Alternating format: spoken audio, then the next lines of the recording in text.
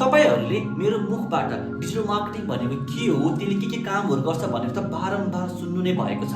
तर आजको यो भिडियोमा कुरा गरौँ कि डिजिटल मार्केटिङ भनेको के चाहिँ होइन। धेरै जनाको मनमा डिफरेन्ट मिसकन्सेप्सन छ डिजिटल मार्केटिङलाई लिएर। They feel and they think कि डिजिटल मार्केटिङ भनेको यसरी यो त्यो गर्ने हो भनेर, र त्यो भनेको सबै एउटा रङ कन्सेप्ट हो जुन आज यो भिडियोमा म क्लियर गर्नेछु।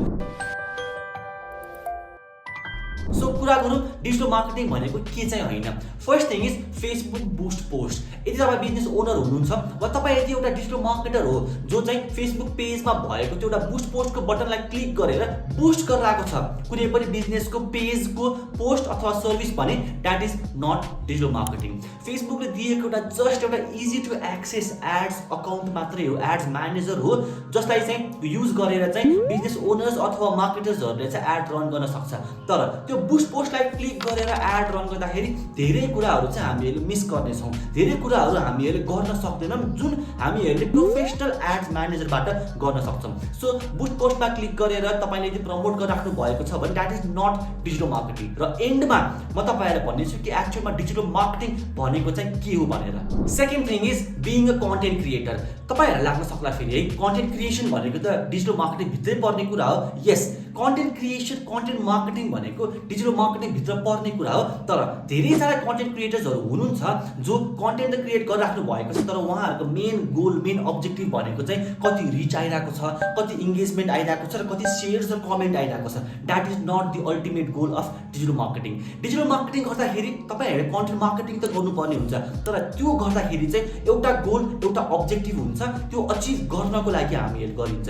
त्यो भनेको तपाईँको साइटमा ट्राफिक जेनेरेट गर्नको लागि होस्, तपाईँको लिड जेनेरेट गर्नको लागि होस्, अथवा तपाईँको सेल्स पेजमा गएर सेल गर्नको लागि होस्। त्यसको लागि हामीहरूले कन्टेन्ट क्रिएट गर्नुपर्ने हुन्छ।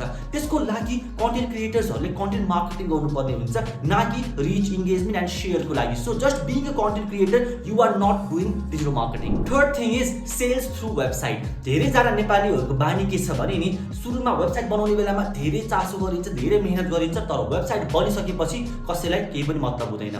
दे फिल कि वेबसाइट बनिसकेपछि अब अटोमेटिकली मेरो साइटमा ट्राफिक आउनु पर्यो, अटोमेटिकली मेरो साइटबाट सेल्स हुनु पर्यो, जुन हुनेवाला छैन।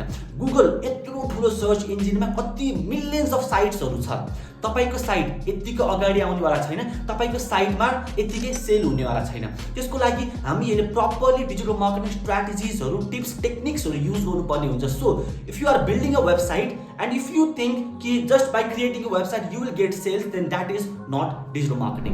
Number 4 bulk email and SMS. मैले देखिरहेको हुन्छु कि धेरैजना बिजनेसेसहरूले नि बल्कमा कतैबाट इमेल्सहरू एक्सट्र्याक्ट गर्यो, बल्कमा कतैबाट त फोन नम्बर्सहरू एक्सट्र्याक्ट गर्यो र धम्माधम आफ्नो कम्पनीको प्रमोसनल इमेल्सहरू आफ्नो कम्पनीको प्रमोसनल एसएमएसहरू चाहिँ पठाउन स्टार्ट गर्नुहुन्छ। That is not a good way of doing digital marketing. Digital marketing भन्दैमा बल्कमा प्रमोसनल इमेज मात्रै पठाउने, बल्कमा प्रमोसनल एसएमएस मात्रै पठाउने, एभ्री टाइम सेल गर्ने मात्रै त्यसलाई डिजिटल मार्केटिङ भनिँदैन। र तपाईँ यदि बल्कमा इमेल कतैबाट तानेर, बल्कमा फोन नम्बर कतैबाट तानेर प्रमोसनल इमेज मात्र एसएमएस मात्र पठाइराख्नु भएको छ भने please stop doing that because that is not digital marketing. Number 5 posting occasional emails and promotional post on social media.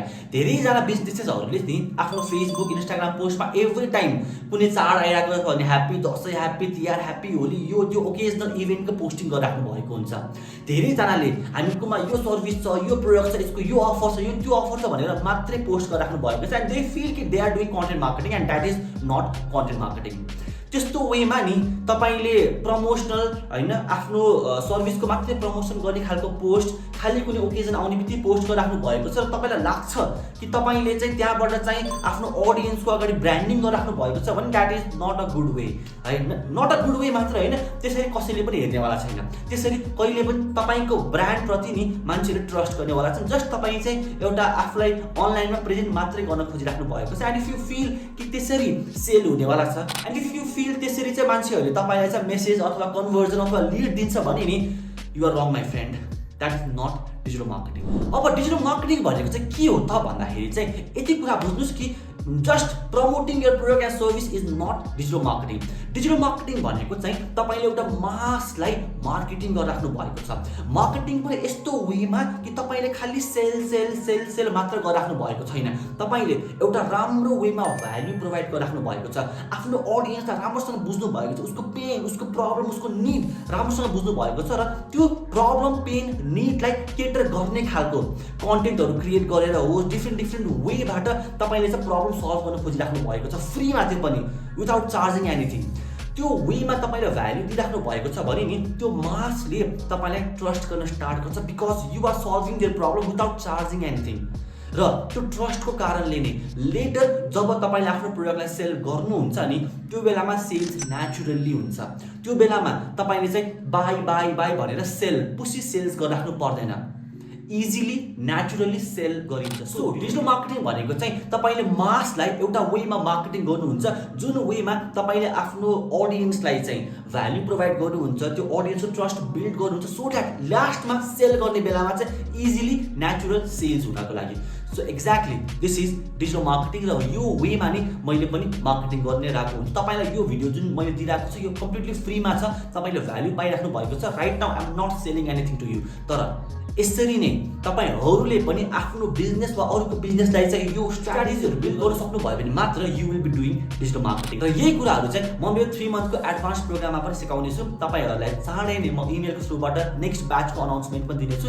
Video राम्रो लाग्यो भने भिडियोलाई एक लाइक गर्नु होला र कुनै पनि क्वेरिज छ भने तल कमेन्ट बक्समा पनि एड गर्नु होला। Thank you so much for watching this video. See you in the next video.